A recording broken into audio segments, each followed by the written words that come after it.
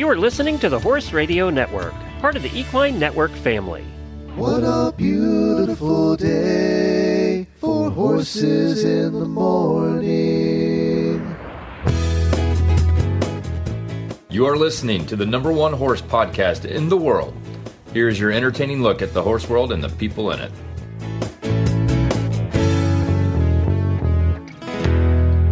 Well, good morning, everybody. I am Glenn the Geek, coming to you from Aiken, South Carolina.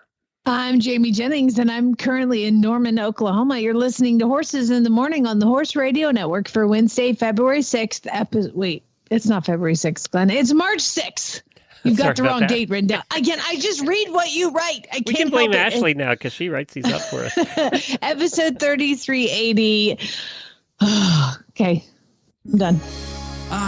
Wednesday, the day we cover Glenn's favorite topic, horse health. And Jamie makes you feel better about yourself with the latest weird news from around the world. Let's go! Happy Wednesday! Well, good morning, everybody. Thank you for joining us. I wasn't sure I was going to be able to do the show this morning. I'll talk about that in a little bit. But we have Leslie, the Animal Communicator, stops by monthly. She's going to speak with Auditor Jessica's horse, Cinder. And we have Dr. Tena Ursini from the University of Tennessee's College of Veterinary Medicine. We've had doctors on this show who've had a lot of letters pass after their name. You know, all those acronyms. Yeah. This Dr. Tena sets the record. It must be 10 of them. Really? Yes. So she's going to do a crash course on neurological issues in horses, which, we've all dealt with at times. And we have some mighty weird news all coming up in today's show. And in the Auditor Post Show, we are going to review the annual Auditor Survey, which just completed. I think some of the answers will surprise Jamie and will surprise you too. Well, we are in Aiken. What a horsey town this is. And it's just like Ocala and Lexington in that since COVID, it has exploded. I mean, horse people are moving here. Look, Helena, we're staying at her farm. She moved here. And now she sold her place up in Rhode Island. She's moving here full time. And it's just that's awesome. All over town. It is really cool. If you ever get a chance, Jamie, to come to Aiken, it is the coolest. It's like you transplant this old kind of New England town with the architecture and the trees the way they are and everything, and just put it in rural South Carolina. It is the most quaint town. Ocala's not quaint. Ocala's not quaint in any way. It's a town. It's a city. A small city that horse things grow up around. And even Lexington's not a quaint city. This is a quaint town. It's got a much different feel to it, Aiken does. And it's going through a massive expansion. That also includes, the housing developments everywhere, but also people buying little 5-acre farms and converting them and making them nicer. And we stopped at Aiken Saddlery, which will be coming to you from there on Friday morning. It didn't work out for today, but Friday morning, Amy Hebert runs that. No relation as far as we know, but we made friends with her on the last road show, and we're going to do it from there. They expanded. Jamie, I have never seen, they have these enormous warehouses you drive through to pick up your hay and your feed. I have never seen so many bags of feed in one place in my life.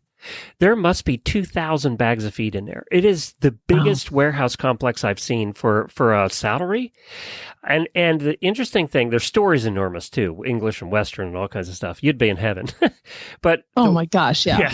But it's crazy because it's just it's so different here. And that store is not online at all. They do this massive business locally. So, and that's unheard of anymore. Everybody has online stores and they don't. So they're a really cool operation, and I like her a lot. So she's going to come on and talk to us a little bit about the expansion in Aiken and what's happening here on Friday's show. But right now, we have to do some daily Whinnies.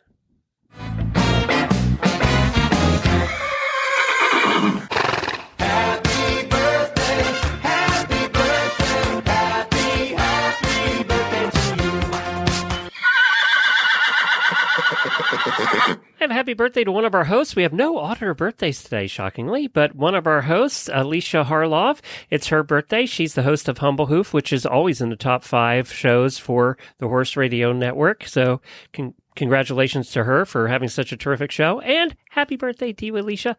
Also, big thanks to Helene and Buck for their hospitality here. We've gone out to dinner. They've made us dinner. We're going to be here through Saturday morning and then heading home, but we're having a fabulous time. Didn't know if I was going to get to do the show this morning because I learned something about working out of the back of your horse trailer. Ours is insulated and everything, and it's really good for kind of heat and cold, but not so good when it's torrential raining outside. It poured here all night. We must have had inches of rain, and it didn't stop raining till about 10 minutes ago. Otherwise, I wouldn't have been able to do the show. It was so loud in here. I was like, how am I going to do the show? It's so loud. I had Ashley on standby because it was, but it stopped miraculously and the sun's out. So here we are. So I'm glad I was able to be here with you and do the show.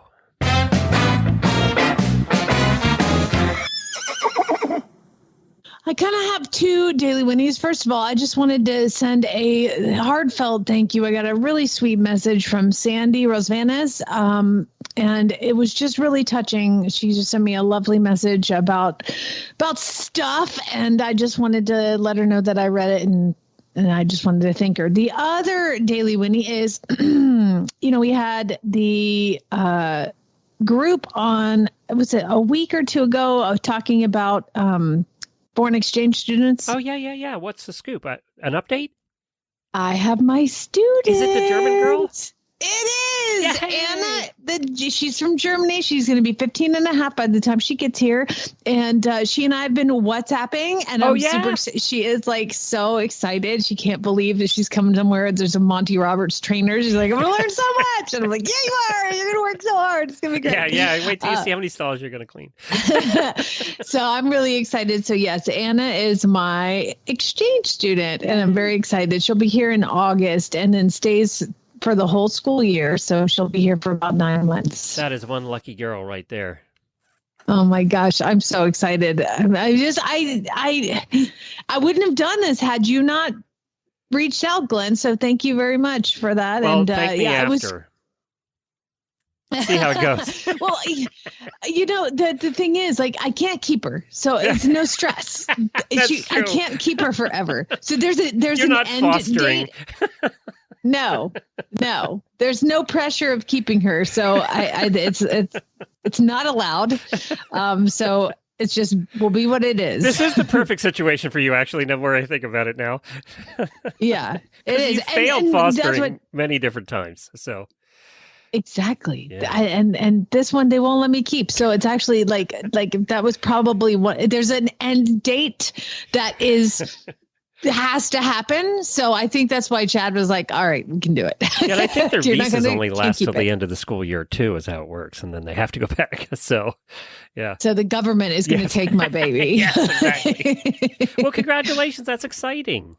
Yay, thank you. That'll be fun for her, especially, and for you both, and for our whole family, and Lucas, too. So. Oh, yeah. Well, they sent me probably 10 horse girls, and we poured through them, and it just seemed like she was the best fit for the lifestyle that we have. Like, one of the girls was like, I love horses. I've been riding my whole life, blah, blah. I also love going to the mall and hanging out with friends, and I'd love to put on makeup. And I was like, oh, okay, well, I'm not going to be the one to help you with any of that. There's like other ones too. I was like, I think this is the one. And my husband and one Chad too, right? That we Yeah. And Chad speaks some German, so it just kind of like he grew up in Germany. Part of his youth was in Germany, so he kind of connected to that too. So well, you might learn a little too then along the way. That'd be fun. 9. That's it. Well, I'm very excited for you. That is very exciting. Thank you. And I like it because you know how I suck at remembering names. It took me 2 years to remember yours. But I'll remember hers because my mom's name was Anna. So perfect. I can remember her name. Watch it be pronounced Anna. Then you're in trouble. Yeah, I'll get it wrong every time. Hey, the FEI decided there wasn't enough controversy, with the dressage riders getting in trouble for abusing horses and all that stuff, that they would just create new controversy. So the FEI, and this has been, I'm sure you've seen it all over the place. Everybody's been talking about this. And the FEI has issued a new edict for doing video and sharing things on social media at FEI-named events. So if it's an FEI event, isn't what used to be Rolex and now is Defender, isn't that an FEI event? Yeah. Yes. Okay. So they have new rules about video. And the one thing, I don't have an answer on the one thing I'm trying to find out. But basically what they're saying is that you cannot do video while watching, if you're a rider or the rider's entourage, or it's always been true for media, but if you're, and I think this includes spectators. That's the part I'm trying to figure out. You're not allowed to do video on any of the competition course. Now, they say that all the time, like when you and I go to cover Kentucky, as media, we're not allowed to video or do any video coverage of the actual competition. We can do video coverage outside the competition, or even in the press briefings and all that stuff. But now FEI is saying you can't do any video and you can't post it anywhere on social media, including the athletes of their own rides. They can post their own rides, but it has to be video that's supplied by the FEI. So the owner or your wife can't do the video and post it. No way. So like what I do every year is there's like the one jump that I stand on the bottom of the ditch and I film people in slow motion jumping over it. And I always send it to the rider and they're always super excited. I mean, they don't know me. I'm just like, hey, random rider, I took this cool video of you. So you can't do that? They wouldn't be able to post that. Now, the question that I don't have an answer to is, can you post it as a spectator? Now, the big question is, how do they police this? I mean, if you have 50,000 people at or at any of the UK events, right, or Aachen, there's 50,000 people there watching. How do you police that? I mean, you can police the riders because there's a certain number of riders and you can keep an eye on their accounts. But I mean, even if a rider's account, I guess if it's a private account and if it's only family and friends, how are you going to police that? I don't know. And obviously this is to protect the rights holders, the Longines of the world. And they've always done it for the media, but of course this is causing an uproar. You can imagine the people commenting on this story. It's just very unclear. Well, in my opinion, with everything going on right now, with the videos being taken in secret of these trainers clearly abusing their horses, and they're world-class trainers, it just makes it look like they're hiding things. By doing this rule, you're going to hide stuff. Because it says all course walks are subject to approval by the officials, so you couldn't even film a course walk. The mixed zone, that's where they do the filming. It just goes on and on and on. And it just, I don't know. It's probably the wrong timing for this. Yeah, it definitely seems weird. I mean, it just, you're right. It sounds like they're hiding something. Yeah, it just makes it's bad timing all around for this. To be putting any kind of these rules in place at a time when transparency is probably more important than ever. That's where I come. And I'm sure there's a lot more to it that we're not seeing. I'll give them a little bit of the credit, or the title sponsors are just cracking down. I don't know. Or TV rights. Who knows? This isn't just eventing. This is like, is Raining in the FEI still? No, Raining bailed. Okay. Because they didn't want to deal with this crap. Like this. This is why they bailed. They didn't want to deal with all these rules. So, yeah, but all the others are still in there. So I don't know. We'll see what happens with it. And there might be so much blowback with this that they change it again. Who knows? Well, let's get to our first guest. We're going to go to Leslie. She's our animal communicator from ISpeakToAnimals.com. She comes on once a month to talk to one of our listeners. And today that listener is one of our terrific auditors, Jessica, and her horse, Cinder. Well, one of our terrific auditors, Jessica, is with us. Jessica, thanks for joining us for this segment this month.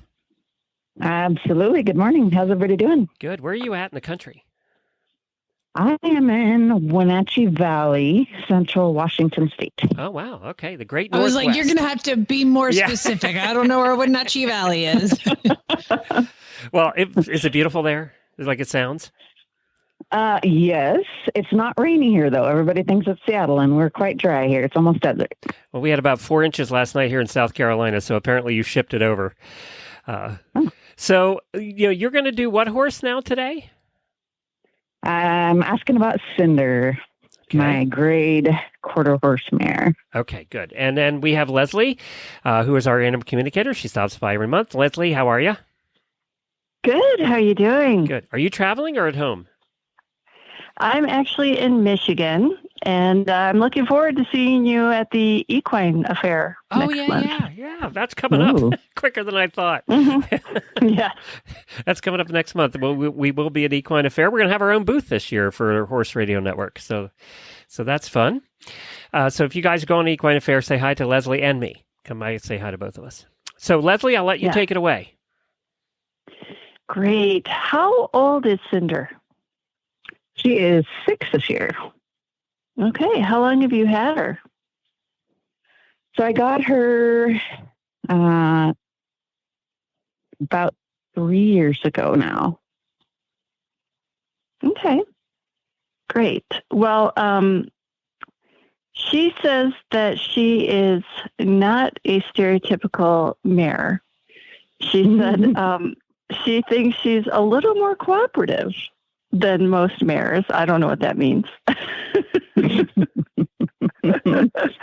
can see how she thinks that. Yeah. She thinks she's got a really funny sense of humor. And, yes, I'm still trying to figure it out.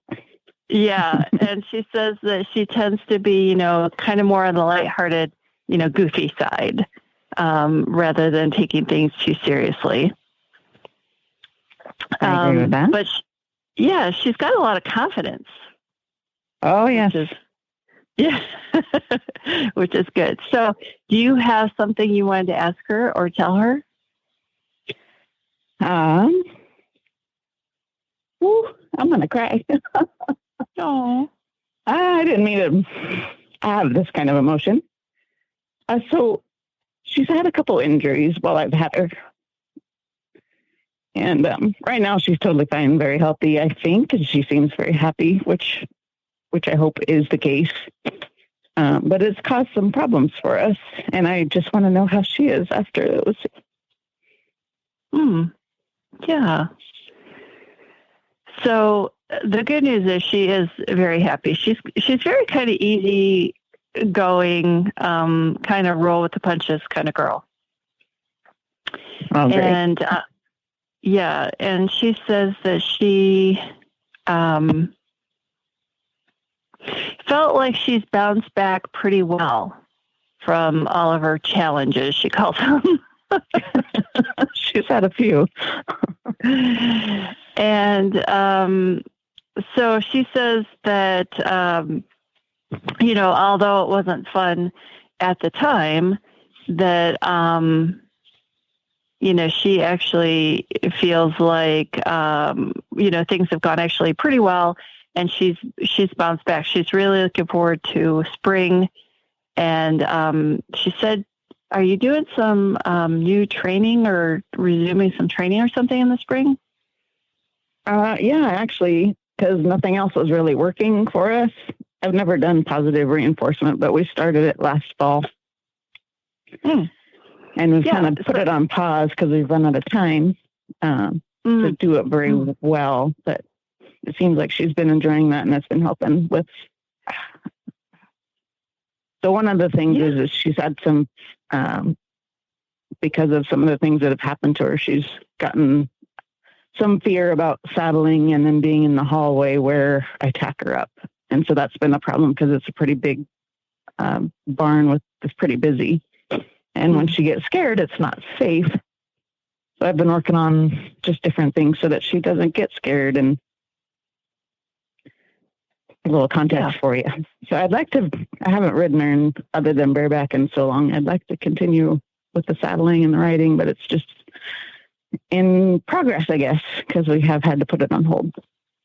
Yeah. So she says she's really looking forward to spring for, to continue this training or some new training or starting up. But she says that she is willing to try with the saddle. She just wants to, of course, do baby steps, where you kind of just get the saddle out, but don't even put it on. And then you just put the saddle on and then take it right back off and then put the saddle on, but not get on her, those, you know how to do that. And so it kind of, she doesn't really like being edgy, she calls it. So she's looking forward to kind of working through it. So she said she's all in. She just needs, obviously needs your help and needs time.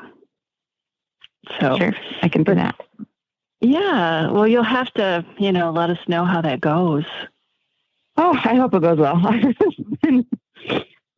It's been hard for us a couple times. Yeah, she's a beauty, inside and out. Oh, she is. And she's, I've ridden horses all my life, and I've had way more mares than geldings, and I've never had a horse quite like her. She's a just different personality, and it's been interesting. And it's, of course, every horse is different anyway, but she's so different that I've had to change how I train, which is hard sometimes. Mm-hmm. Yeah, she definitely responds to the softer touch, softer energy. She's very sensitive. That's true. She is. Yeah, so she definitely needs the all the praise, and she gets very upset if there's any, like, even if you're yelling at someone down the stable, she's like, what are you yelling at? She doesn't really like, that kind of energy. So I can definitely see how you need the positive reinforcement and a lot of reassurance. She said talking to her in a nice, soft, reassuring tone is helpful. Okay. Well, I can do that for sure. How about what's her favorite thing to do? Eat. I can answer that. Isn't that always the answer? I mean, it's my favorite thing to do.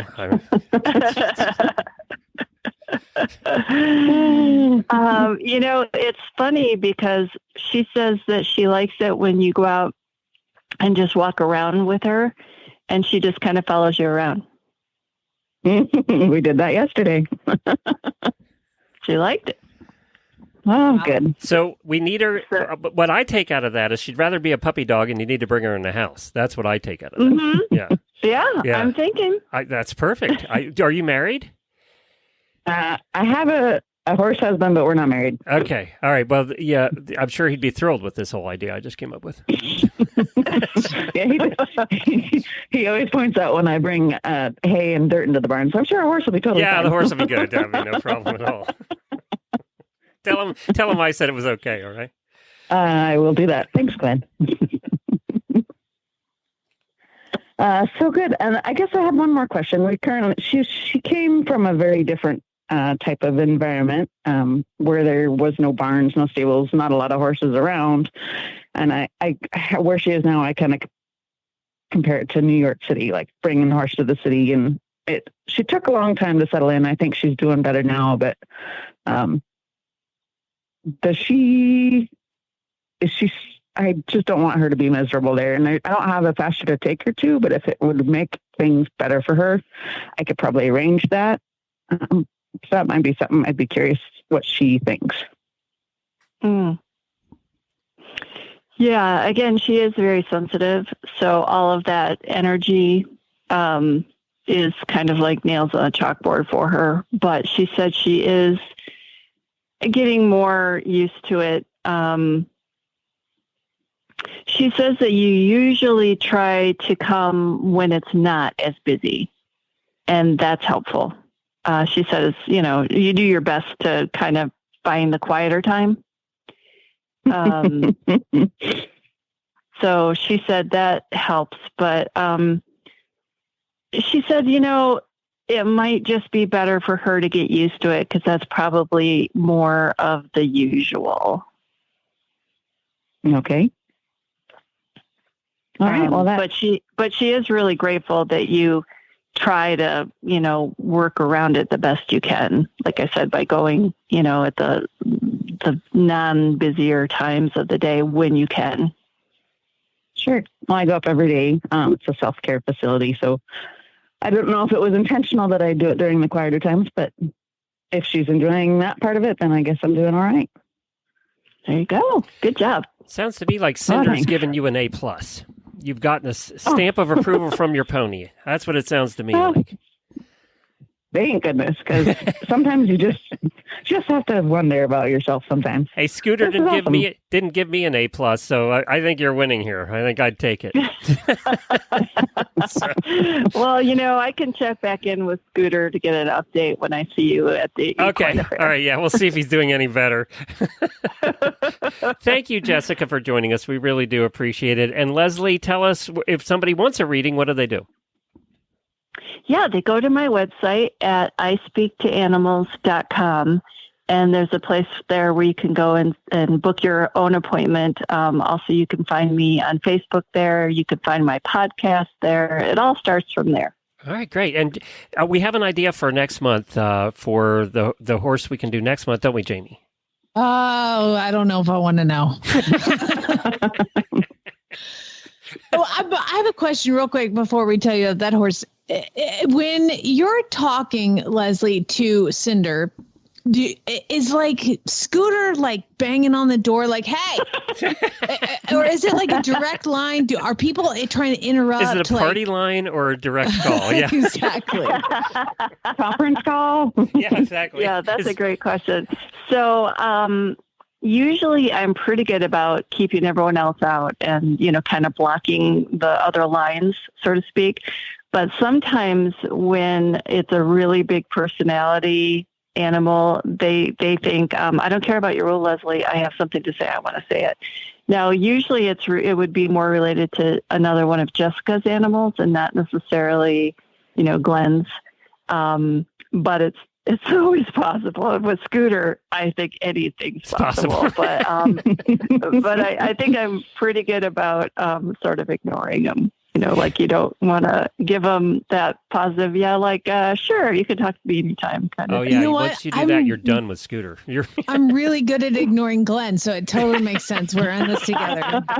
And on that note, we were thinking next week, anyway, next time you come on, maybe we'll do the new little pony that I got. So his name is Taco. We named him Taco Tuesday. So try to see what's going on in that little equine brain. Oh, fun. How old is Taco Tuesday? Well, we think he's around 8. It's a bit of a mystery, but you know what? You're going to solve it for us. There you go. There you go. All right. I can't wait. ispeaktoanimals.com. Thank you both. Appreciate it. I wanted to remind everybody that if you're heading out to any of these places over the next couple of months, you'll be able to find statelinetech.com there. We have Equine Affair in Ohio on April 11th through the 14th. That's one we were just talking about that Leslie and I will both be at. So if you get a chance to head out there, check out the State Line Tech booth. They have a huge one there. You'll find all kinds of good deals. The Defender Kentucky 3-day event, of course, they're set up there as well in the vendor hall. That's the old indoor arena up at the top level. They'll be there from April 25th to the 28th. They always have all kinds of good deals, and it's very busy at that one. It's a huge booth they have there. And then Equine Affair in Massachusetts, November 7th through the 10th, and that's in Massachusetts. If you can't get to any of those, then head over to statelinetack.com now for all of your tack shopping needs. This Horse Health Report is brought to you by Daily Dose Equine, non-GMO core nutrition for horses and ponies of all ages. I would like to welcome to the show Dr. Tena Ursini. Good morning, doctor. Good morning. Did I get the pronunciation right? It's Dr. Ursini? Yep. You nailed it. Fantastic. Now, there's a whole lot of letters after your name, so why don't you just tell everybody what you do? Yeah, I'm one of the sports medicine and rehab specialists here at the University of Tennessee. In my ability here and staying here, I've also gotten my PhD in therapeutic exercise, specifically looking at kind of how muscles work at different times of the stride. So definitely more work that I'm interested in, especially in neurologic horses as well, that we'll talk about going forward. But yeah, lots of alphabet soup. Most of it just means that I really like rehab and fixing horses and getting them back to work. I love it. And that she's smarter than both of us combined. Yeah, that's the other thing. She's nice enough to not say that. No, not true at all. Well, that's fascinating, though. So Dealing with neurologic horses, it is definitely a problem that I have faced several times, unfortunately, in my horse career. And one of the things that really rampant here that causes neurologic problems is EPM. So what are some symptoms of just a general neurologic issue that owners could look out for?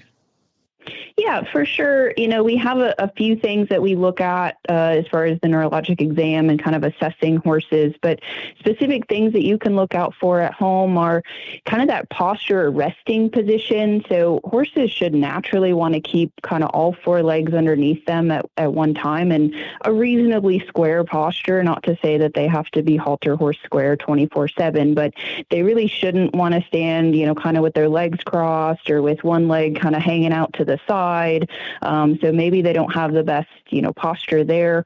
Also, kind of how aware are they in their environment? So, did they trip over a log that they've seen multiple times and know that's there? So are they not really aware of kind of how their body is in space? Think of it as hoof-eye coordination, for lack of a better kind of descriptor. Other things we look at, so ataxia or, lack of coordination. So kind of, think of your drunk uncle, kind of stumbling home. That's kind of how we think of ataxia. So the hind end is maybe doing its own thing, different from the front end, and nothing's really coordinated. Other things we'll see, and especially in the early phases, is just kind of muscle weakness. Specifically horses, I deal a lot with, hunter jumpers and high-end horses, in that realm that, hey, he's chipping fences all of a sudden, and he really doesn't have the takeoff that he had before, so maybe just some underlying muscle weakness. And then the other thing to look at is, are they deviating from the normal gait pattern? So did they have a really beautiful 4-beat walk gait that now wants to kind of be a 2-beat lateralizing?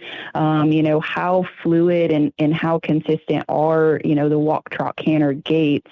And if you see any deviation there, for sure, get your veterinarian out, get eyeballs on them, because the sooner that we can pick up on those things and initiate treatment, specifically for EPM, everybody's really worried about it, and it could be a career ender. But if we catch it early, get it treated early, and start rehab early, there's no reason that those horses can't maintain and go back to work, again, with early proper diagnosis.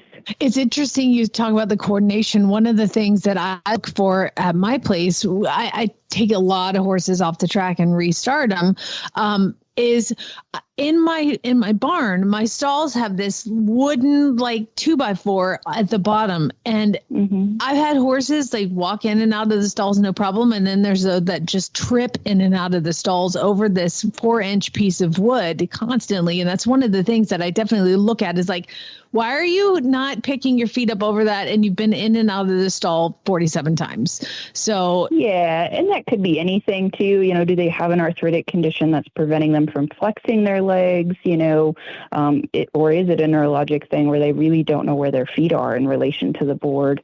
So those for sure would be something that would stimulate, a more in-depth assessment. And we do a bunch of, specific tests as part of the neurologic exam as well to kind of challenge those horses and get a baseline exam. So what are some things that would contribute to a neurologic horse? We have a lot of differentials. The top ones probably in the sport horse world or the athletic horse world are going to be arthritis or changes of the cervical vertebra. So in the neck, specifically at the base of the neck, anytime we hear wobbler's disease, there's kind of two main components of that. One is more of a developmental young horse problem, that they're just kind of malformed and not quite oriented appropriately. And then the other one would be what we call the older horse wobbler syndrome. So as they kind of build up arthritis and there's some bony changes, you can actually get impingement of that bone on the spinal cord itself. And then, those signals from the hind end to the brain are just not getting through. So, if the signals aren't getting through, then, you've got neurologic disease. The other one, as you mentioned, would be EPM would be on my list. There's more and more evidence looking at EDM, or, equine degenerative myelopathy. And we're still learning more and more about it.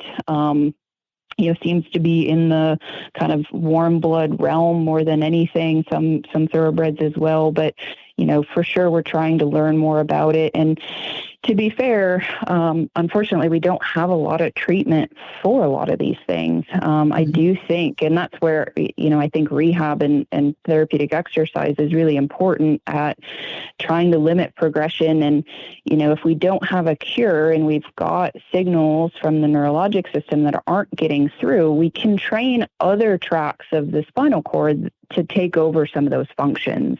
And that's the main kind of goal of rehab is, I'm not changing the arthritis at the level of the neck. What we're doing is we're maintaining mobility, maintaining some muscle strength around those issues to kind of help stabilize those. And then, through persistence and training, we're kind of teaching the horse, similar to a human that has to relearn to walk, training other parts of the nervous system to take over those functions that aren't happening right now. So, that's the fun part about rehab is, the sky's your limit as far as what you can do. Yeah, it sounds like, and it has to be very specific for whatever presentation the horse is giving you. Do you feel like chiropractic is somewhere to start? Or are you anti-chiropractic? Yeah, I'm not anti-chiro in any way, shape, or form. I do think it's indicated in certain situations. For sure, those older horses with arthritis could really benefit from chiropractic, kind of throughout their entire spine. I reach a little bit more, I see a lot of the EPM horses get more of a soft tissue kind of body sore component from moving funny.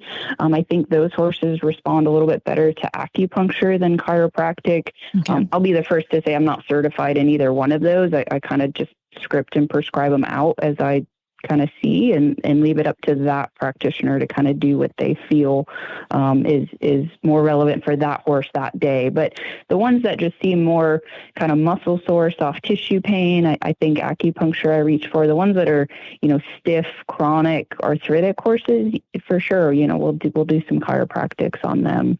One of the things that was prescribed to me with one of my horses was the stability pads.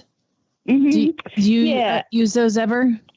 Yeah, we use those here in the hospital occasionally. Really, all what you're looking for there is just changing the input that horse is getting from the ground. So those squishy pads, and there's progressions of firmness. So obviously the firmer ones are a little bit easier to stand on versus the squishy ones. They kind of got to fight and challenge. So, equate it to you exercising on a balance ball type of thing. Mm-hmm. So the biggest advantage that those have, again, is changing the input that your horse receives from the ground.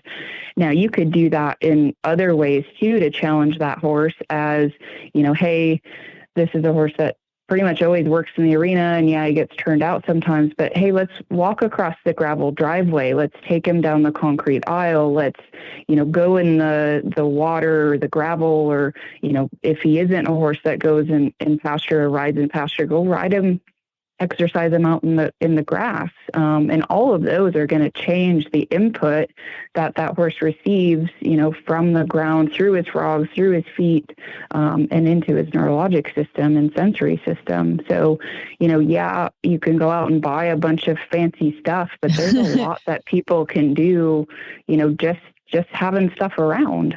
Proprioception training is so awareness of where they are in space. Your barn sounds perfect for that. Some horses get proprioception training every day, but just ground poles and, mixing up the distance between them. So horses really have to think about, it's not just a stride, and once you get in them, it's just fluid, but changing, this is a short distance, this one's a longer distance, to make him reach and actually challenge that horse to know where his feet are in space in relation to the ground and the ground poles. That's awesome. Those are great exercises to think about. Well, this is fantastic. I mean, I could talk to you. Like, I might just call you later because like we can talk for hours. But where can people go to learn more about you? I know you wrote an article for thehorse.com. Where can people go to contact you or learn more about what you do? Yeah. So anybody that's kind of local to the East Coast, we get horses, all across the East Coast, from, Northeast, Florida, Georgia, Illinois. So anybody, we do have a clinical rotation here, and a hospital here is a rehab center. So if anybody has a horse at home that, hey, I want you to put my horse in neurologic boot camp, for sure, you can send them on to us. Welcome to reach out to me via email, which I think you guys have, but you can post kind of with the podcast and, get a little bit more information on that type of stuff and just contact me with videos and pictures. That's easy enough. But yeah, the horse article was a great start. And then, the hardest part about these neurologic horses is it really is, custom made programs, because every horse is way different in their, some have more weakness, some have, they're pretty strong, but they have proprioceptive deficits, so they don't really know where they are in space. And so their programs are vastly different, even though they might both have EPM. So, really getting a foundation of, where your horse is starting with, and then, kind of a tailored program going forward. And I just wanted to clarify, you're in Knoxville, Tennessee, right? Yeah. Okay. Yep. Knoxville, Tennessee. Yep. Here at the UTCBM here. So the Equine Performance and Rehab Center is our main center. And there is a website as well. And I'll put a link to that and also to the horse article that you did called Improving Neurologic Function in Horses. Thank you so much for joining us. You're welcome. It was great. Thanks for having me. Take care. I'm here with the mad scientist who developed Daily Dose Equine Horse Feeds, Janet Geyer. And I wanted to have a quick chat with you because Daily Dose Equine Horse Feed are non-GMO whole food nutrition based. And a lot of people go, oh, that comes from a small dedicated feed mill. I won't be able to get that when I travel. They're wrong, aren't they? They are. You can get it through Chewy anywhere in the United States. Or if you live locally in Maryland and Northern Virginia, you can get it delivered. There you go. Chewy.com. It will deliver it anywhere you want. You can also schedule delivery in advance so you can have it delivered every X number of days. And you can go in there to your account and change it every time you move horse show venues. So check it out today, dailydoseequine.com online or chewy.com. Time to learn why some days you're embarrassed to be part of the human race. In Jamie's Weird News. It just keeps happening. I mean, the weird things keep happening. And this week we're going to go in and out of the country, Glenn, but we're going to also start and finish in Ohio. So not Florida. You're welcome. Yay. No Florida today. Okay.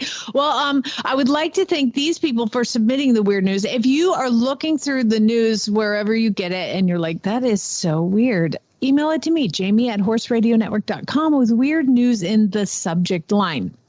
Just like Ina, Claire, Laureen, Alicia, Scott, Julie, Katie, Nicole, and Rosemary all did this week. Thank you guys very much for participating. Sorry if I missed anybody. It's been a heck of a morning. All right. So we're going to start in Cleveland. I lived in Cleveland for about a year and a half. I can't imagine this happening. But on I-90, just before East 55th exit, there were some people driving down the road and they're like, and they're going north.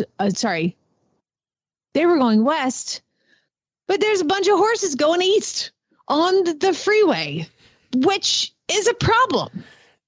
Especially if there's nobody with them.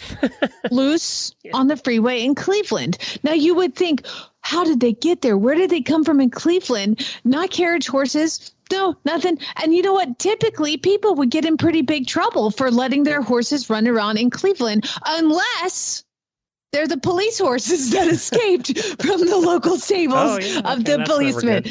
No, it's never good. Never good. But you know what?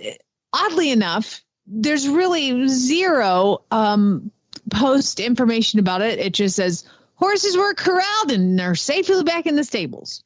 But like last week, we had one where like horses got loose on the freeway and there was a whole lot more written about it. But it's like the police were like, we got him, go away.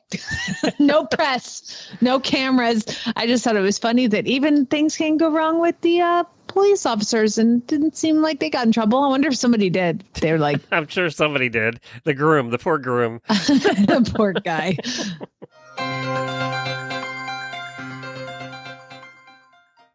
Oh, this poor Irish woman. Her name is Camilla Grabska. She's in Ireland.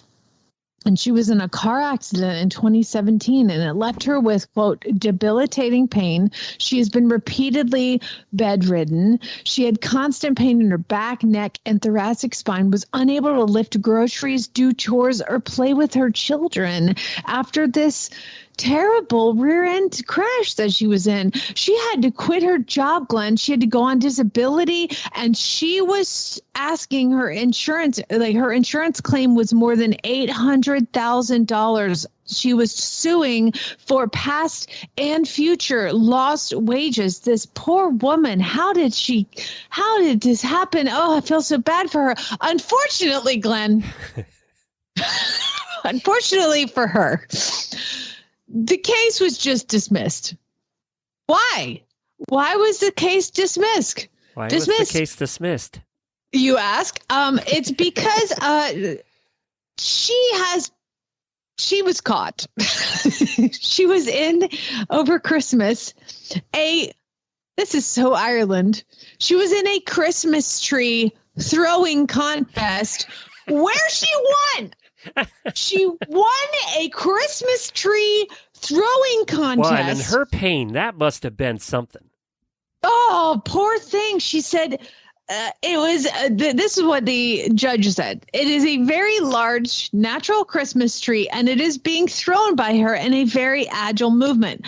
I'm afraid I cannot but conclude the claims were entirely exaggerated, and on that basis, case dismissed. However, she did deny the accusations that she faked her injury. She said, it was just my intention to lead a normal life, and it hurt. Throwing that Christmas tree hurt so bad, but I suffered through. Yeah, she's not going to get any money. No, let's hope not. And by the way, why don't we have Christmas tree throwing contests in the United States? Why are we missing out on that one? That seems like something Irish. You could do in a drunken fit. And they're way tougher. They actually claim that she looks really happy in the photo. But she says, I was really suffering and experiencing a lot of pain in that picture. And was that your best Irish accent? I forgot she was Irish. Okay. Yeah. I can't do Irish at all. So that was it. Oh, bless his heart. Now, this one rings close to home because it's about an airline pilot. Captain. His name is a captain for Vietjet, and he was flying a flight from Taipei, Taiwan to Bangkok, Thailand. His name, are you ready? Mm-hmm. Jakaran Sararnrakskull.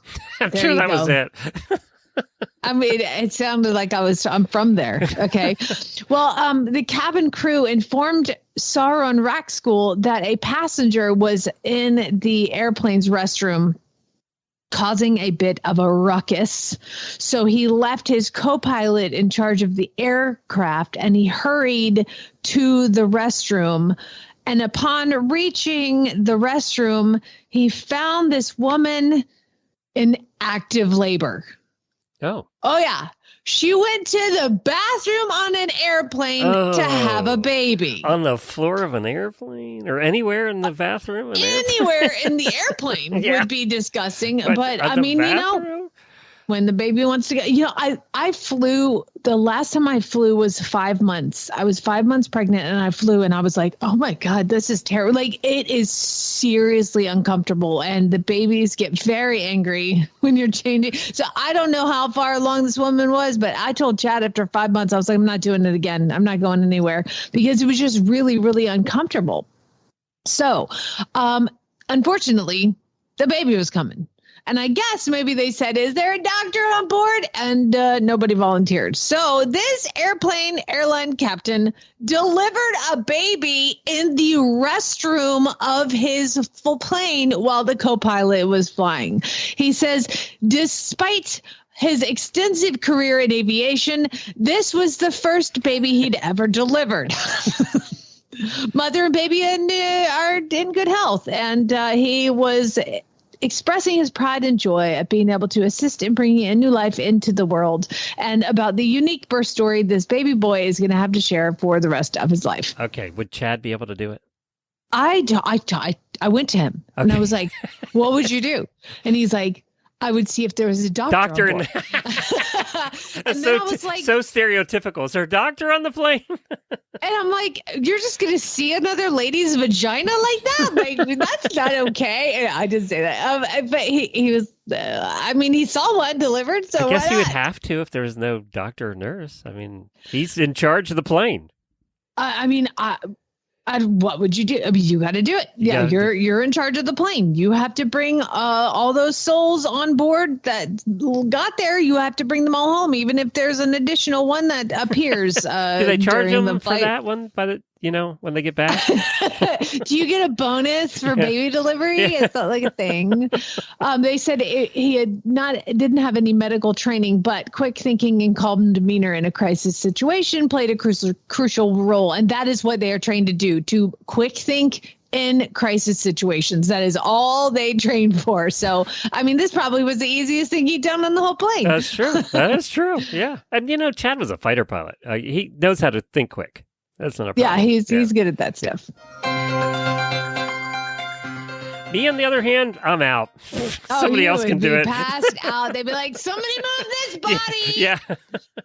Got to get room for the baby. I'm not helping with this. Having the baby horses was bad enough. That was bad enough for me. That was enough for you. Okay, so we're going to go back to Ohio. It's a good day when we're starting and finishing in Ohio. And we're going to finish in Ohio at a Walmart. Of course we are. So this is about 36 miles from Dayton in Sydney, Ohio. There were some employees, I guess they were going out in the parking lot to get the carts, and they're getting everything together, and they're like kind of cleaning up the parking lot a little bit, and they're walking around. They're like, what is that on the ground in the parking lot of the Walmart? That's a finger. That's a finger laying in the pavement, on the pavement in the Walmart parking lot in Sydney, Ohio. There you go. The employees were walking around and they looked down and there is a finger. So they called the police, who then called the coroner's office, who then confirmed that the digit belongs to an adult woman.